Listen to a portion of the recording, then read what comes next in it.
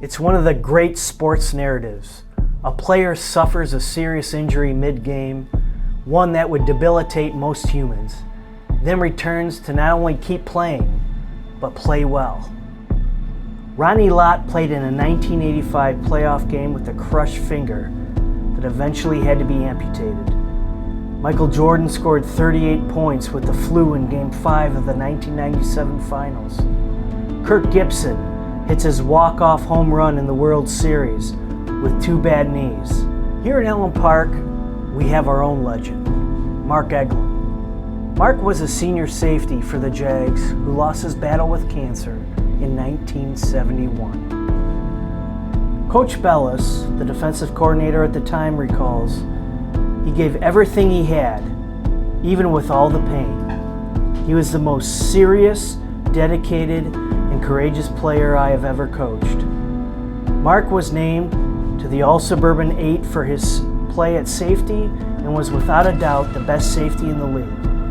He was diagnosed with terminal cancer and knew he was going to die, but he wanted to continue to play football.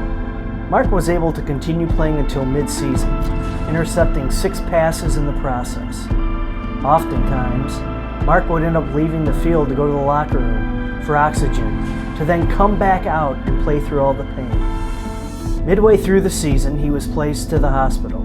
When head coach Al Vadassi visited Marc in the hospital 2 days before the Suburban 8 Conference Championship against Redford Union, Marc told him, "I will be ready Friday, coach." When Marc's teammates took the field to play the biggest game of the season, they didn't know that Marc had lost his battle earlier that day.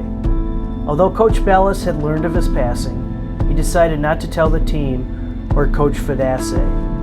Coach Bellis said, "It was certainly very difficult. I had to block it out and deal with it the best I knew how." The team was victorious. The players grabbed the game ball and intended to give it to Marc. When they saw Marc's father and brother standing by the fence, they then learned of his passing. Later in that decade, the football field was dedicated in Marc's honor. Now, as you enter Marc Egland Field, there is a marker built in his honor. No Allen Park football player, past or present, will enter the field without touching this marker. There has been a lot of changes since last season, but the Jaguar Foundation has stayed the same. This Friday is going to be a very special night in Allen Park. It is not only the first home game of the year as the Jags host Edsel Ford, but it is also homecoming.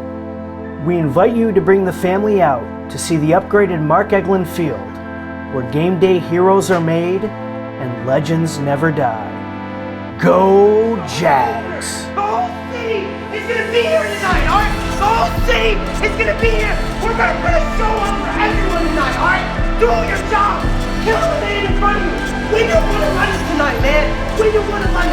It's down to the nitty-gritty, man. We do 1-11 and the game will take care of itself, alright? Y'all ready?